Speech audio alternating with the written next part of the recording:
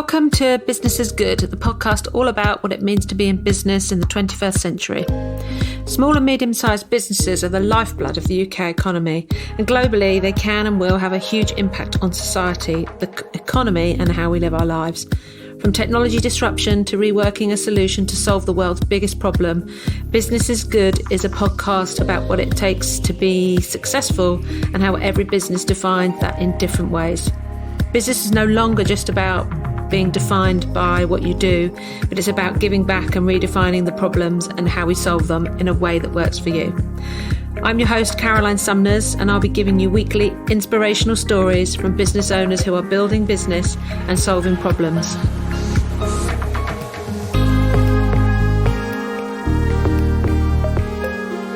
So today I'm talking to Alice Reeves and Sophie Turton of the Joyful Web, which is a growth agency based on the sunny south coast, just up the road from me in Brighton. I honestly didn't know Sophie and Alex before I did this podcast, but I'd seen some of what they do on social media and some of the stuff that they talk about in terms of working with companies that have got a purpose. And to me, that just was the exact type of person that I wanted to talk to when I decided to start this podcast. So I think you'll hear that we had great fun doing this interview, but we also talked about things like firing clients, something everybody has to do at some point or another if you're a service-based business, but also starting a business with somebody you don't know, which is a fascinating story from Alice and Sophie. So I hope you enjoy this one and enjoy.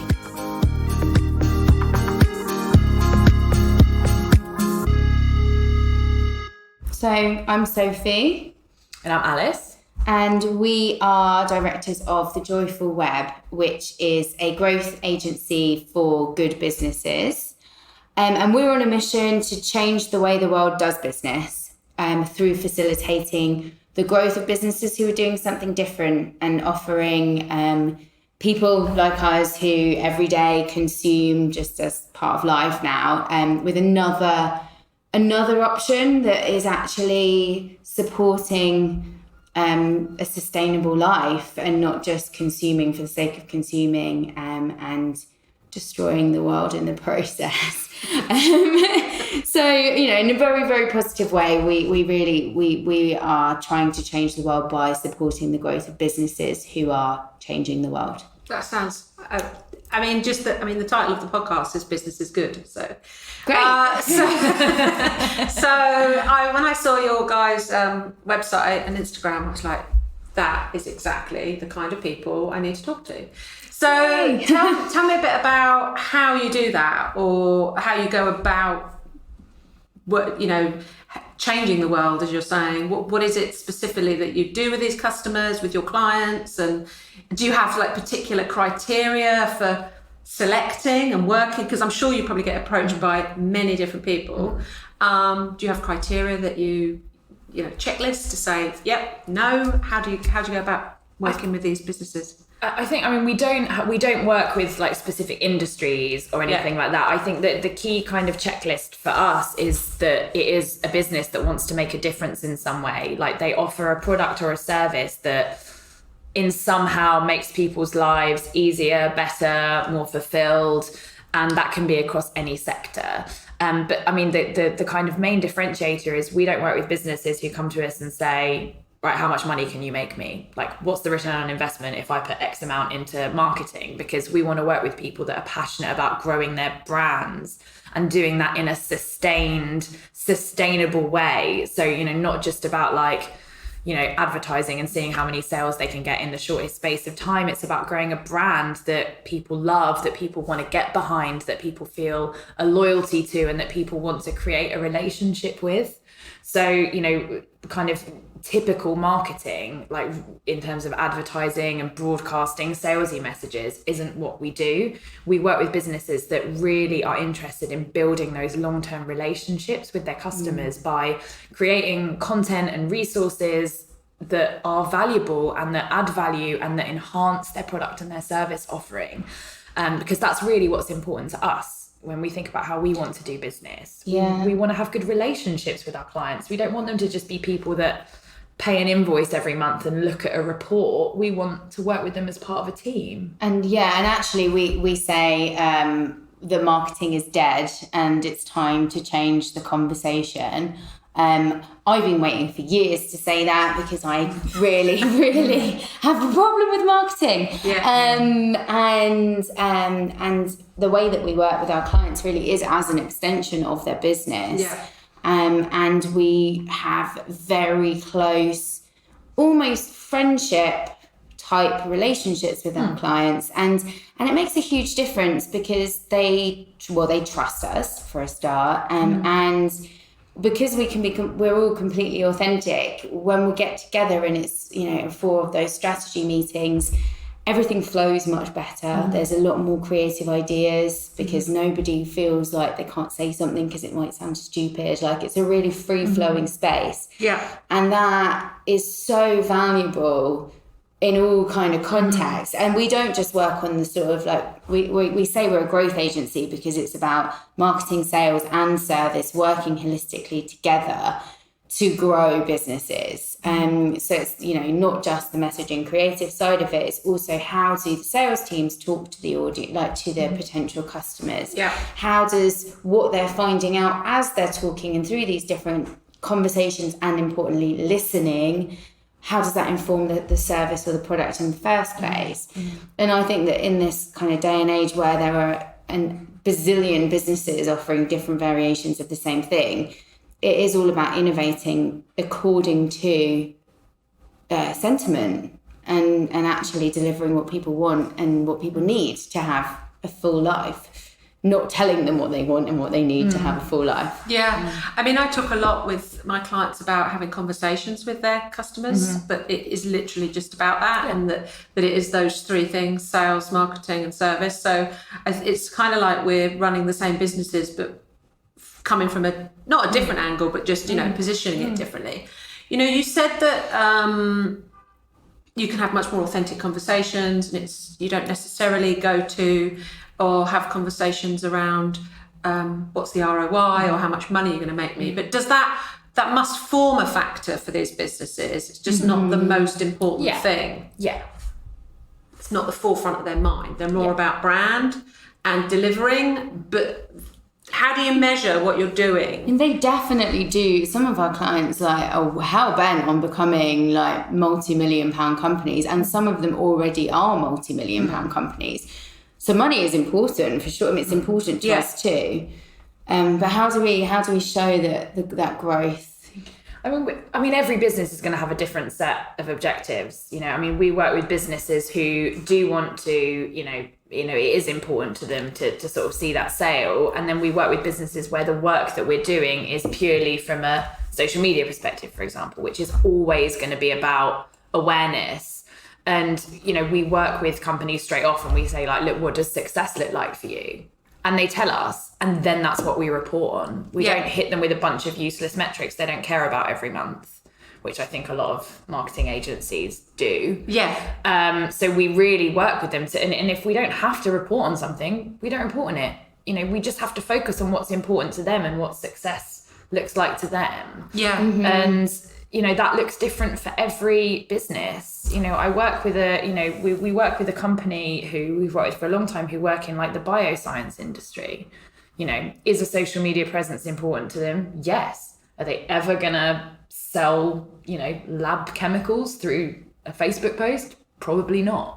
But they can get their content out there and build their brand, and that's really working amazingly for them because people are hearing about them. And people are coming up to them at conferences and going, I read your blog on this, I read your article on this, or I applied for your grant on this. Like, that's really great. It shows that they really care and they're building a community around their brand, which is to this particular industry is absolutely crucial for them to feel valued in an industry that doesn't always make them feel valued. But I would say we work with some CICs and charities, just to go back to your question, but very, very, very, very few. Like, most of the clients we work with are social enterprises who want to earn money. And our thing is really about we want to work with businesses that are like up for taking on the likes of Tesco and Sainsbury's, or, you know, any of the other many other corporations that are actively responsible for climate change. So therefore we want to work with businesses that are serious about growth and therefore serious about making money. And because we work on an inbound methodology, we're HubSpot partners, so we have the HubSpot platform to support all of our activity for bigger, higher purchase value purchase decision clients. We can showcase the ROI across everything that we do. And that is really important. And actually that's kind of a massive thing that a lot of the issue we have with marketing in general is that you can pay a lot of money for a day of work, which is not showing you any return on that. And we see clients a lot who think marketing is a waste of money because they've not seen any return. Yeah. So I think ROI is really important. Yeah, so it's about setting it up right from the start, like you say, what's important to them. But I think it gets you also away from the vanity metrics of how many followers have I got, and that just frustrates me. I mean, people buy them. Because it doesn't mean anything. Because it could be anybody. Yeah. It could be, you could have 100, 1,000, 1 million followers. Yeah. Unless they're going to buy your product or service, ultimately, and they're the type of people you want to engage with, it means nothing. Right? Yeah. And I think the problem is, and you probably find this, that so many other companies are not talking. I think it's changing, but people aren't talking in the way that you're talking, right? No. Growth agencies. And the fact that you position yourself as a growth agency rather than a marketing agency, to me, is just like, that's the best thing. Because actually one of the things I say when I'm working with clients is it's about doubling your business. That is the first thing that we do. That is, whether you're on 5 and we go to 10, or you're on 100 and we go to 200,000, it is ultimately about doubling your business. And will what we're going to do that? Yeah. And if it doesn't, what are you doing it for? Then what are we doing it for? So and I think, you know, the key thing is we advise our clients in the same way that we work. You know, we don't make decisions about our business based on how much money we think something's going to make us. We make our decisions based on, is this true to our values? Does this show our values? Is this an opportunity to connect with our ideal customers? You know, like you said about seeing us on social and like seeing our website, like we're just putting out stuff that feels true to us, that's the messages we're passionate about. And that's worked for us so far in generating clients. You know, the business is just under 2 years old. We've just hired our first employee. We've, you know, pretty much doubled our monthly revenue based on what it was last year. Doubling thing. Yeah, exactly. And that's what you need to work on, right? And that's happened organically through us making these choices based on, does this align with our values? Does this align with our mission? Does this align with what we want to achieve? And, you know, there's been times when, you know, we've been kind of sucked into that money profit conversation, and you know what, every time we've made choices that have worked out as not being the best choices for us. I was going to ask that actually. I was going to say, have you don't obviously have to name names, but have you started work with a client and then thought, actually, our values are not aligned, and have you then had to go through that I'm firing a client conversation? We actually had there's actually a story that I really enjoy, because our first Christmas, so nearly 2 years ago, to Christmas 2017, we were just really miserable. And it wasn't long after we'd started the business. 3 months. 3 months after. We had loads of work, which was amazing. Everyone was telling us that was amazing anyway. And we were like really not feeling that was amazing. So we went down to the beach. We didn't actually know each other before we started the business. So this was really early on in our... Okay, we're going to talk more about that. So this is really early on in our business. That's my favourite story. It's the best story. It's such a beautiful story. Anyway, we went down to the seafront and I was just said to Alice, you know, what is it that's causing this upset? And she just said, I don't feel like the work we're doing is in line with what we set out to achieve. And I was like, this is like my dramatic moment of like, we are as inconsequential as a grain of sand. Like, and looking out at the sea sometimes, you know, can really put that into perspective. Yeah. And so we were just like, okay, what do we need to do then how do we make the brave choice in this? Like, what do we need to do? So we went back to the office and fired pretty much all of our clients just before Christmas. It was like, what, three clients that we fired? Yeah. Almost 50% of our revenue just before Christmas, just before both of us were going off on a month-long trip. We were just like, okay, just trust. And lo and behold, this big project landed that was as soon as we got back as soon as we got back, that filled the exact space of those clients, that was very much in line with our values and very much more in line with our integrity. And it was like, oh, okay. And we are quite woo-woo, and I understand that a lot of businesses don't want to make decisions based on gut feeling and trusting the universe. But I tell you what, though, we do. I wouldn't necessarily say that. You say you're woo-woo, and I wouldn't necessarily say I am, but I definitely make decisions based on gut. And when I don't, and I allow my head, that's often when I've made the wrong decision. Yeah. And you know it straight away, right? Yeah. You're like, uneasiness of it. And you've got this whole feeling in your stomach, and you're like, oh, no, that's the wrong thing. Yeah. I love that you've done that. I have fired 2 clients in the time I've been working, and in the lead up to it, it's so stressful. But always, it's been absolutely the right thing to do. And I think as well, we're both now sort of aware enough that we know if we're looking at a client and every month we're like, oh God, this isn't working, then it's time to have a conversation about whether that relationship is working. And if it's not working for us, it's probably not working for them either. Exactly. And that's when you start having those difficult conversations about results, and because they're not trusting in what you're doing, and then it just becomes this vicious circle, doesn't it? Yeah. I mean, we had another client where we were like, you know what, this isn't working, this is not going to work. And almost like as soon as we made that choice, before we'd even emailed them, we got an email from them saying, actually, this isn't working. Yeah. And we were like, oh, we don't even have to fire them. They've fired themselves. Brilliant.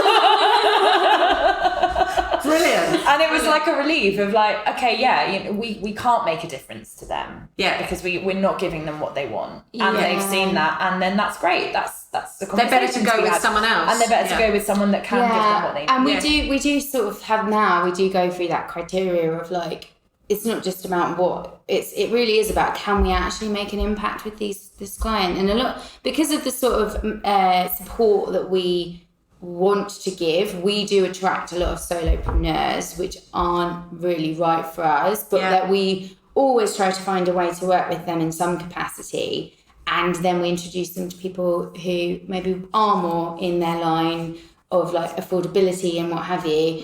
And it is just about being super honest, because it's like, actually, if you're not making that much, then it's never going to be worth it to pay this much for services. But maybe there would be a way to kind of get a middle ground. I think it's about getting people on the right path, isn't it? And that also fits with your authenticity and what's important to you, because there's many people that would just take the money, right? Oh yeah, but we couldn't do that. But you've got to make the right decision. And I often say, I only ever give advice for someone to do something that I would do for my own business. Number one.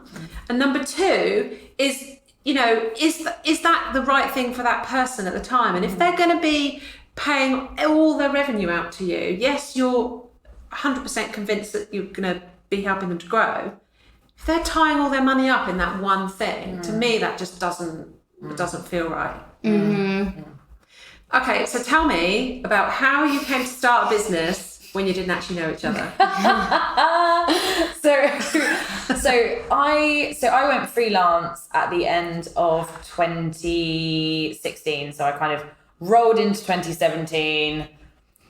Rabbit in the headlights. Oh God, left a job in a massive marketing agency, and just sort of, it wasn't for me, and I wanted to kind of go on my own. And after about 5 months, I'd reached a point where I was like, I do not want to do this on my own. Like, I'm not a solo worker. It really matters to me to build something, and I want a team. And I've kind of got this vision of, and I'd sort of spoken to a couple of people, and we've got an amazing network of people, and I've spoken to a couple of people and sort of been saying, no, I really want a business partner. Just like putting it out there into the universe. And then around like June time, I met Sophie, and I saw Sophie speak at a conference about, God, it must have been about 4 or 5 years, but Brighton SEO. Yeah. Probably about 4, I think it was 2013 you spoke there. Yeah, so it would have been, about 2 years before we met. Yeah, and I'd seen Sophie speak, no, it's longer, about 4 years before. I think 2015 then that you spoke, it was Brighton SEO. So I'd seen Sophie speak, and I'd like just loved everything she'd said. And sort of, we hadn't met in person, but I tweeted her after her talk and was like, that was so great, like totally agree with everything. And I came out sort of thinking, wow, there's someone out there who actually has the same views on marketing as I do. And I feel like I've been banging my head against a brick wall for a lot of it, a lot of it. And so she stuck in my mind, and we had so many mutual friends, but we'd never actually met. And then we met in the June. And Sophie sort of came up to me and was like, people keep telling me I need to know you, so I think I need to know you. I love begging friends. So I was like, okay, yeah, I remember you. Yeah, I know who you are. Yeah, let's go for a drink. So we went for a drink, I think a couple of weeks after that, and Sophie was talking about like a lot of, where she felt kind of frustrated with marketing, frustrated in her role, what she really wanted to do. And all of it was like exactly where I'd been feeling just before I quit my job. And weirdly, our life situations of that time were very similar as well. Right. Like we'd both gone through quite a painful breakup. Like I was selling my flat, Alice had kind of gone through that process just a few years before, and it was all sort of in a weird alignment. Yeah. So we had a lot of kind of common ground, and our kind of values and our outlooks on the world felt very similar. And within the course of this evening of us chatting, I just sort of found myself saying, well, here's a crazy idea. Like, why don't we just start a business together? I know you have this secure, stable job, but come on, walk away. Take a chance on this woman you've met twice. And instead to my absolute shock, I think when I said it, I was half expecting you to sort of laugh and be like, nervous laughter. Yeah, nice idea. And actually, she went, you know what? I'll think about that. Actually, and you were just about to go on holiday. You were just about to go to like France or something, and you went on holiday with your family. And I was sort of thinking, she'll go away and she'll like forget about it. But and they'll talk sense to her and be like, what are you doing? And then she got back and she rang me and just went, I've been thinking about this for the whole 2 weeks, and let's go for lunch. I'm going to do it. I'm going to have my notice in. Let's do this. And then I just did. And then she did. The weirdest thing though is that I'm not particularly... Actually, I think I've become much more impulsive in my older age, but I am someone who ruminates on things a lot, aren't I? Like I find decision making quite difficult generally. And so the fact that this was just such a gut feeling, go for it, is weird, and might be the only time in my life that there's ever been something that's that big that was thought about that little. Yeah. And same for me as well. Like, I didn't know really anything about you. I just was like, let's go for it. Luckily, we get on really well. So has that been challenging though? Or do you think in some ways it's been easier? Because a lot of the time people go into businesses with people they've known for a long time or they're friends with. Do you think in some ways it's been easier because you haven't got that kind of baggage or I don't know. Pluses and minuses on? Well, I was going to say, I think... one of the things that was amazing that I absolutely think was the rarest part of it is that both of us are very much on a self-development focused journey, so that both of us are in the investigation of how we can be better versions of ourselves. So and there have been a lot of difficult times, but we've both put so much energy into our own personal growth and accept responsibility for our own standing in this world, that when there have been difficult times, we can communicate powerfully within that and not make the other person wrong. And I think when you know someone really well, that could potentially, that knowledge can come into that and you can be more triggered more easily. But now we're really, really, really close friends. So now it is like being in relationship, like in a business with someone that you have a really strong relationship with anyway. I think what's really interesting for me is because we went into it with a foundation of nothing, the relationship that we've built with each other is a completely unique relationship that I've not ever had with anyone in my life, because we were tied to each other professionally from the start, and we committed to making it work. And at the same time, we've kind of built this friendship around this context of this like shared vision and shared journey, which has grown and evolved as the two of us have also grown and evolved. And I feel like, you know, that's not a friendship that I've ever had with anyone in my life, because the level of trust and communication that requires. And, you know, we were really at the start of both of our journeys, and the amount that the two of us have grown in the last 2 years is astounding. It's huge, as I'm like trying not to cry. It's really lovely. But yeah, no, it is. And that was the thing that I didn't anticipate. Like, you know, going into something like this, you think, like, I hope that we can build a successful business. But you don't think about how you as an individual are going to change. Like, it's just, but yeah, it has been completely, I'm unrecognisable, and my family all say that in a really positive way. Like, I had quite a lot of issues actually that I brought into this situation and have dealt with the support of Alice and with you too, and that's been something you don't necessarily think about when you think about a business, of how it will change you as a person as well. Yeah, definitely. Do you think that women generally are better at doing that and having that openness and maybe not having the kind of like ego in place to allow that free kind of communication? Or do you think it's just unique to, because I've got a business partner in another business, and we seem to be able to we work in a similar way. I haven't known her years, it's not a really sort of long relationship, but we met in a co-working space and decided to start another business together. So kind of similar, but we knew each other a bit more than you guys did, I think. And when we've had sort of like disagreements or there's been challenges, definitely we both take a step back and go, okay, what's the cause of that? What has, and a lot of self-reflection on it. And I don't know, I feel like women are a bit better at doing that. And I don't want to make it a men-women thing, but I just wonder your observations on that. I think it's not that women inherently are better at doing that. It's just that women have typically more space in society to do that.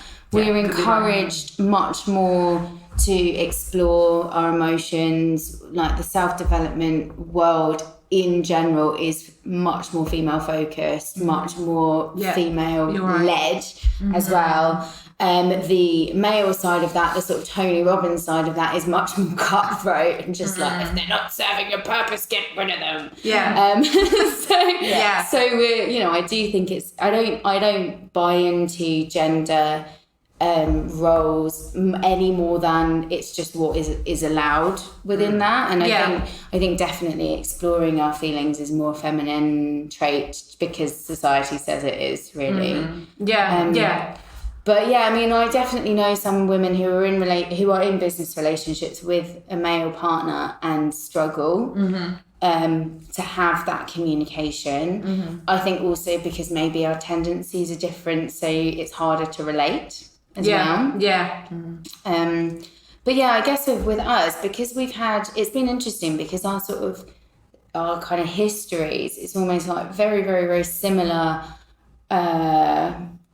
traumas, should we say, or issues in the past, but very different ways to deal with those, like polar opposite ways of dealing with those, which is what's made it most interesting. Is like, I'm like a rebel without a cause, and Alice toes the line, and so like neither of those things are necessarily great, but bringing them into the middle. You get a compromise in the middle. Yeah, exactly. Yeah. And it, you know, so I've never before realised quite how petulant and ridiculous it is to be a rebel without the cause.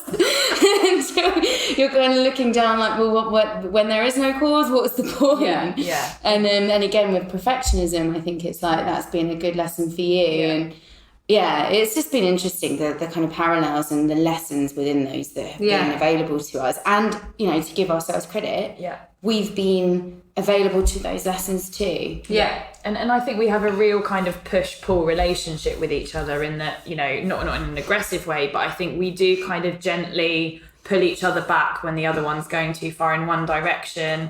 And kind of also we're able to kind of push the other one out of where they feel comfortable as well. And you know, that is a really kind of complementary, you know, we've had a great number of similar life experiences and a great number of different ones. And our overall kind of outlook on life is similar, and our personalities are completely different. So it is that real like yin yang, like we really do kind of fill those gaps in. And I think, you know, one of the things that attracted me to Sophie most as a person when I met her is I could see so much in her that I knew I didn't have. Yeah.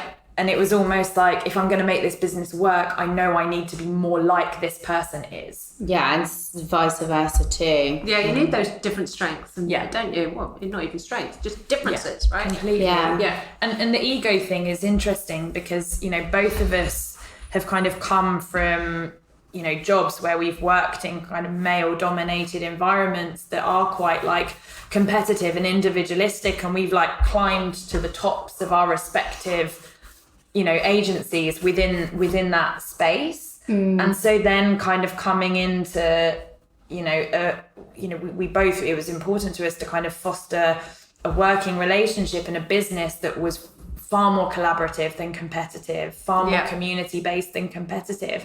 And, you know, we both had to contend with our egos there. You know, I don't think that's necessarily a male thing at all. I think if you are in an industry that is competitive and you're chasing that next promotion and that next pay rise, isn't it?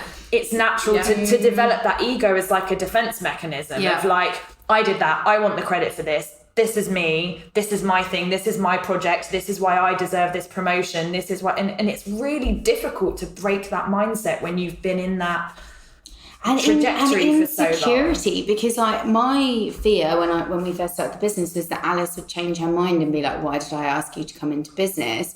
And Alice's fear was, well, I would change my mind and be like, why did I give up my, you know, job for like my stability or security for to start the business? And so like I think that insecurity led to a lot of ego-driven behaviours too. Yeah. And it was only when we kind of got really clear on that we got over it, because it was just trying to do everything, trying to be everything meant that we were never actually playing to our strengths in the way that that Alice just described. It was like constant like we were both trying to show that we were both good at everything, instead of just allowing the other one to be the one that's good at that thing. And the other one being good at this other thing. And that's been a real, like when you say like getting to know each other, that's been a real journey of discovery, because I think for the first time we were like looking at what our own strengths and weaknesses were and how best we could work together. And there's been an element for both of us, like I've just had to accept that Sophie is better at some things than I am, and vice versa. And by allowing the other one to just be good at that and not feeling the pressure to prove anything has allowed us to progress and grow the business. Because while we were both trying to like muscle in on this bit and that bit, you know, and trust has been a major factor there, like just stepping away and like trusting that the other one's got this. Because, you know, I've really had issues like trusting people in the past, and that's been a thing that I've really worked on. Like you just have to, if you want to grow a business, you just have to trust that the freelancers you work with, that the members of your team, that your partner, that you just have to trust they've got it handled, because you can't be everything and everywhere all the time. And that's where that relationship and that communication comes in. And do you think because you have that inherently within your business, that makes it much easier for you to communicate that with your clients as well? And for them to kind of understand and buy into that? I mean, they're already those types of businesses anyway, but because you're demonstrating it between yourselves, do you think that makes it easier for them to do so as well? 100%. Yeah, we get quite a lot when we go to, say, pitches or what have you, we get quite a lot of people saying that we are exactly in person our brand, that that the authenticity comes through across all elements, and I think that's what it is. It's just about being authentic, and we talk much more about our struggles than we do about our successes, because actually that's the lessons. That's where you can really, and that's where you grow. That's where you grow, and that's much more interesting, and it's much more authentic. And also everyone can see the successes. Exactly. You don't need to go touting about them all the time. That's what's obvious. The struggles are not obvious. Yeah, exactly. And because both of us have kind of come from our own personal journeys as well, and because we also run BelongCon, which is all around telling stories and owning your story and not being ashamed of it. We feel it's really important to walk our talk, and so we do talk very openly about our struggles, a lot more than many businesses would.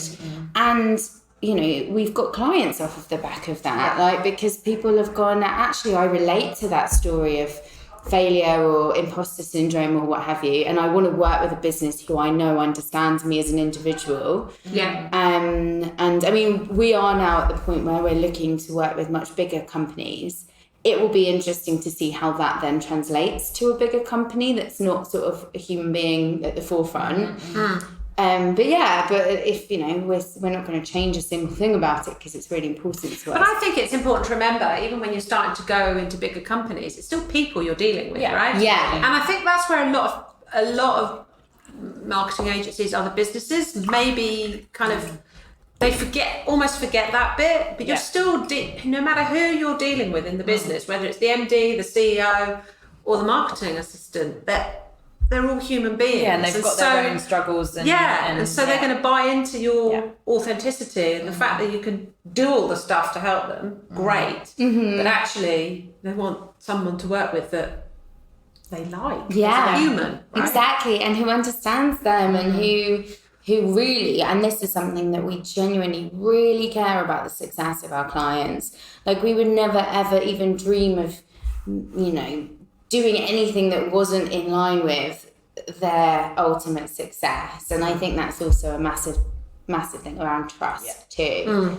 Again, unfortunately, a lot of businesses we work with have had really bad experiences in the past of just being manipulated in some way, and that's we would never do that, because it just we care about actually seeing them be a success. Yeah. So when you said you just hired your first employee, was that how easy or difficult was it to find someone that exactly aligned with? It was easy. Was it? I thought that you were going to say that, but Joyful Dan. It was so serendipitous, because I used to work with Dan in a couple of different capacities. So I worked with him at an agency we worked with, and then he hired me as a freelancer for another job that he then went on to. And Sophie has met him a couple of times as well, and he reached a point where a contract ended and he was in between jobs at the exact point that this opportunity came up. So that was a conversation to be had with him. And he believes in what we're doing. And he brings, I'm a big picture thinker, Alice is an attention to detail thinker, and he brings a great bridge for the two of us. Plus, having that sort of masculine, I mean, we actually both do have quite masculine energies, but he brings a bit more, a bit more of that balance into it. So, I mean, he only started last week, but from the beginning, we knew that we were very fortunate, because that when you first hire somebody, our accountant, I spoke to them about what we need to know. And the biggest thing they said was just don't make a bad choice, because the cost of rehiring, the cost of all of that, it really could be quite catastrophic. And so we've had none of that anxiety, because we can be super straight with him about where we're at, what we can offer him right now, what we want to be growing that to. And he's just on board with that because he just cares so much about what we're trying to do. Yeah. And that's like literally pinch me for grateful for that. Yeah. And the breadth of his experience is exactly what we need. Mm-hmm. So it all just sort of happened when we were like, we need an employee now. Joyful Dan. Which kind of happens a lot with us. That's fantastic. It's so weird. The other day we were talking about what kind of clients we wanted, and I was thinking about how much I wanted this particular ethical, responsible travel company, and the actual company. And then that same afternoon, Alice gets an email from that company, and now they're one of our clients. And it's just like, oh my gosh, my mind is really. powerful. We're just wrapping up the strategy project for them. Yes. So bizarre, but literally it was It was so weird. So you literally just like putting it this, out there. please. With this company, you will never guess what's happening. It was really bizarre. That's brilliant. So what do you think have been the biggest sort of struggles of getting the business going? Fear. Yeah, I think getting over our own fear. I think like we talked about earlier, like getting to know each other in a personal and a professional capacity. Yeah. And just making that transition from employee to business is every time I catch myself saying the word journey, I'm like, oh, does that sound really wanky? But you know what I mean. I know what you mean. Until there's a little wanky. There's so much more to think about though, isn't there? Than just going to work and Seriously. delivering. And it is a journey. It's a real transition. Like when you think about it, like the way you are kind of socialized to be as an employee, which is that get up, get to work on time, have your lunch break, work, go home, get your salary each month. Yeah, and Manage even this if you bit, do manage take that stuff bit. home with you, which we did in more senior roles, it's still not really your problem. Like, all you need to do is just do that piece of work well. Yeah. You don't have to, like, for us, it's like, do that piece of work well and think about where your next client's going to come from and make sure that all of the clients are happy and make sure that everything, literally And work out who hasn't paid us and keep an eye on the cash flow. It's just like, make sure we've got the insurances we need and that, and that the freelancers have been paid and that their work, and it is just like, oh my God, it is this total mindset adjustment, which for like the first year at least is pretty overwhelming. Yeah, I mean, Because no one teaches you how to run a business, right? No one does. You learn the professional piece of this is what I'm going to deliver, but no one teaches you. And I think until you've gone through that first, even the blogs don't really get it right, do they? Like all of the resources out there, you've got to figure it out your way for yourself. And I think until you've gone through at least that first financial year, knowing when all the jobs, all the admin jobs need to be done, like each time of year, and now it's like going through the first employee and like that's another learning curve. And now every other employee we bring on will know what to do. Yeah. But it very much is like you're just knee jerking and learning as you go. You're like, oh, need to think about that now. Oh, okay, exactly. need to think about that now. Oh, need to think about that now. Mm-hmm. And that the main thing I found is learning to know when the quiet times are and not panic about it. Yeah. So now I know December. There might not be much new business coming through the door. Same as August. Same as August. Though actually, I've got more business in August than I have any for the last few years. Wow. But that's just because of foundations that have been laid, right? Yeah. But I know that December will be really quiet. And the last few years, I've been like, I've got to work in December. I've got to work in December. I've got to. But now I'm like, you know what? I think Holiday time. I'm going to take the time off. Yeah. But it's knowing that and rationalising it and not panicking about it, right? Because that's the thing, and that's what you learn as you go along, right? Yeah. As well as all the other stuff like when to do your invoicing and who's paid you and all of that stuff. And also you get loads of panic projects in March because people need to spend their budgets before the end of the tax year. Last March, we got so many emails just being like, can you do this and just invoice me before the end of the month? Yeah. exactly. But I used to do that. I used to be I was client side before in my last job, and I would do that. It'd be like, oh, shit, I've got like all this money we haven't spent. Such a nice position to be I know. in. Now it's like, if only I had all that money to spend. Yeah. But it's interesting, and you only learn this stuff by doing. Yeah. And I think, like, for me, I'm very much a person that, like, historically anyway, I've always wanted to, like, know exactly what I'm doing before I'm doing it. Yeah. So a big, like, learning curve for me is, like, just trusting that I'm gonna be able to figure it out. And that still is really difficult for me to not know exactly what something looks like before I start doing it. And I've got a lot better at trusting that. I think you just have to trust in the fact that you're a capable and intelligent and whatever person. Yeah. And somehow it's all figure out. Well, we say that to ourselves, or each other regularly. Like, when have you ever let yourself down before?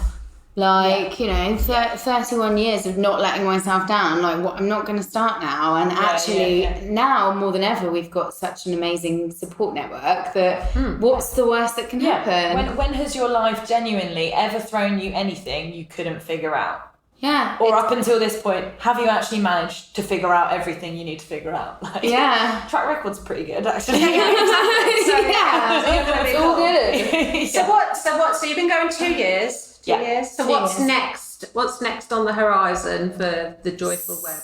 So now we're really taking a step up. We kind of saw year one as like year naught, whereby we had a lot of learning to do. Year two which is like year one, as being kind of like, getting everything straight. What do we really, really want? We became a HubSpot partner agency, and how do we want to package ourselves? And now we're going into our third year, and it's just about growth. So we as a business really want to be making that impact that we believe so strongly in. So to do that, we need to be working with high growth businesses. So there's kind of the business side of it, which is all about growing our business to grow other people's businesses. And then also about the message. So we're doing a piece of research with the Good Business Club, and hopefully, fingers crossed, with a couple of other, I don't want to say who they are just in case it doesn't come to fruition, but like hopefully a couple of other big organisations in the UK that support good businesses, to basically find out where the barriers for good business is, because we really want to be driving the UK to become like the country for social enterprise. And there's a lot in place already, and it's not necessarily focused as well as it could be. So we really want to kind of be behind that too. So there's a sort of social element and the corporate element of it, which both feel really, really exciting, and finally feel kind of tangible as well now, which I don't know if you feel this, but when you're running a business, you've got these dreams. Like, sometimes it can feel like, is it like, where are they? But now it feels like, actually something that can be achieved. And we've got Joyful Dan as our like employee, but we've also got a team of 8 absolutely fantastic contractors who work with us on a monthly basis, who are very much bought into the business and feel like they are employees, who are just fantastic. So it's like getting that team in place has been a big part of it, and now we can really roll with that. I think part of what you're doing, it's about employing people in the way that works for you and it works for them. And works for them, And we've gone from that, in at 9, go home at 5. It's about, people want that flexibility. They want to work in the way that works for them. And have it, if you find the best person, but they happen to be on the other side of the world. Yeah, it's fine. I mean, great. But you're living your message then as well, aren't you? And also, we want the flexibility for us to be like, oh, you know what? I just want to go home and get into my pajamas and do this in bed. Yeah, I mean, I'm going to be working from Alaska in a couple of weeks' time. We just had a summer intern actually from the University of Southampton, and although he really great, he was a 20-year-old like computer science student, really super intelligent. And although we kind of met up with him once a week physically, I felt so much more pressure to be in the office at my desk. And it got to the end of the 10 weeks, and it was like, Okay. Yeah, we've had that. I can have a week. I can have a week of doing other stuff, life stuff around business. Yeah. And it really made me take a sort of step back and be like, okay, we need to think about that as business grows, because I don't want to ever be in that situation again where I'm like, okay, I have to be at my desk. Yeah, like why would you want to create a 9 to 5 cage for yourself? Yeah. I can't go to my Pilates class at 11 because, so it's a really good short, sharp lesson in, okay, that's not how to do it. That's, I love having, I really love being able to be like, actually, I'm going to work from home on this day because it's just easier and not having to worry about. Yeah, and I have, like Alice is a very, very different type of worker to me. Like, you're able to sit down for, say, 8 hours and just work, but I get distracted so easily, and I'm like a little magpie, and bored really easily. So I prefer to split my work across. I usually work pretty much every day, and I'm okay with that. I'm okay with working on a Friday night sometimes or a Saturday. Really, I'm a morning person, so really early in the morning, because that's just what works for me. And I think it's, as long as for us as employers, as long as the work is done to the standard, like to a good standard, and by the time that it has been set, how they do that is, I don't really mind. No. I work like that as well, though. So I'll work in sort of short, sharp sessions, and I did a few hours work yesterday. It was a friend's birthday, but I did a few hours work and then I went out. Yeah. And that's perfect for me. Yeah, me too, because it doesn't feel like, I never think to myself, I worked yesterday morning as well for about 4 hours. Yeah. And then I just promptly forgot that I'd worked. Like, it didn't feel like I'd worked on a Sunday. Exactly. But yeah, and that's just, it is like, I'm definitely someone who can be extremely productive in very short amounts of time. And then it's like I burn myself out and I'm like, all right, bored now. Go and do something else for a bit and come back to it. Yeah. So have you guys got a dream client that you really want? You might not want to say, but have you got like dream client? You had the travel agent, but is there, as you're expanding, have you got like someone really in mind? You're like, oh God, they are a really good business. That is our absolute, whether it be 3, 4, 5 years down the line, have you got someone that you're like absolutely setting your sights on? One specific business or type of business? I think we've got like sectors where like we'd really like to expand and work in. Like Sophie's really passionate about like the rise of the alcohol-free movement. So we'd really love to work with a company who are championing that through like alternative drinks to alcohol, and who are interested in building campaigns around that. And I definitely want to be part, like, to help support that movement. And also I think it's going to be a really profitable industry within the next few years as well. Yeah. Education is something that we've got a lot of experience with, and we're passionate about working in that area. And to be honest with you, it's more, there's not really any one specific area that we're more passionate about, because it's the diversity of the different things that, for me anyway, that gets me really excited. Yeah. But really, it's just about what makes, I don't know about what's going to make change. Yeah, what's going to make change. And it can be, like, one of our clients is a software company for schools to help teachers to better manage data and be able to map pupils' progress. They're actually called Pupil Progress. To be able to better map pupils' progress against whole departments, against whole school systems, to really massively streamline all of their admin processes and just make teaching more enjoyable again. And like, that is, to me, that's just like the most beautiful thing to work on, because I know loads of teachers and I know how difficult the red tape and the jumping through hoops and the box ticking is for teachers, and how a lot of them have gone into the profession because they're passionate about their subject, and then actually are looking to leave it because that's not what teaching is about anymore. And so what I get really excited about is being part of helping to change something, because actually that doesn't have to be that way. And here's a solution. And like building the communities around. Yeah.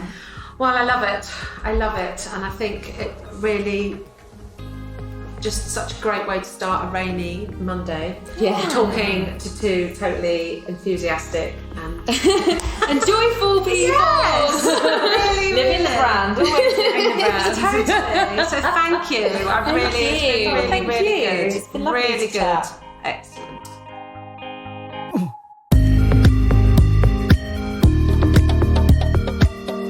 Wow. Well, if that's not a lesson in taking a leap, finding your true passion and really going for it in terms of starting your own business, then I don't know what is.